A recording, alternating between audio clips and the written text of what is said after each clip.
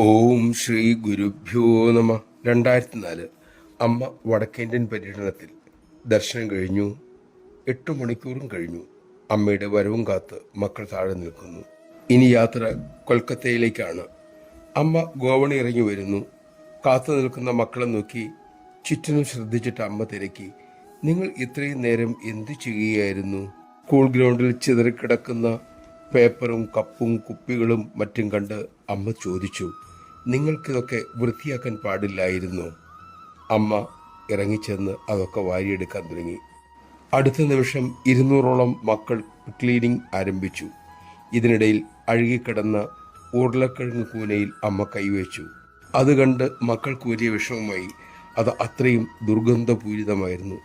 ഒരു ബ്രഹ്മചാരിണി തിടുക്കത്തിൽ പറഞ്ഞു, അമ്മയെ അരുതേ, അമ്മയുടെ കൈക്ക് ചൊറിച്ചു വരും.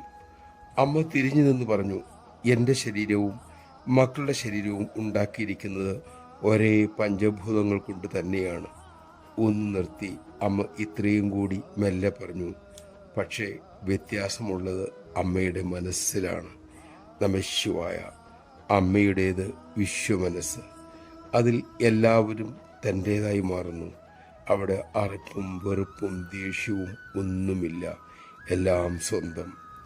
നമുക്ക് നമ്മുടെ മനസ്സിൻ്റെ മതിലുകൾ പൊളിച്ചു മാറ്റി എല്ലാവർക്കുമായി അതിലിടം കൊടുക്കാൻ സാധിക്കട്ടെ. അതിനായി അമ്മ നമ്മെ അനുഗ്രഹിക്കട്ടെ.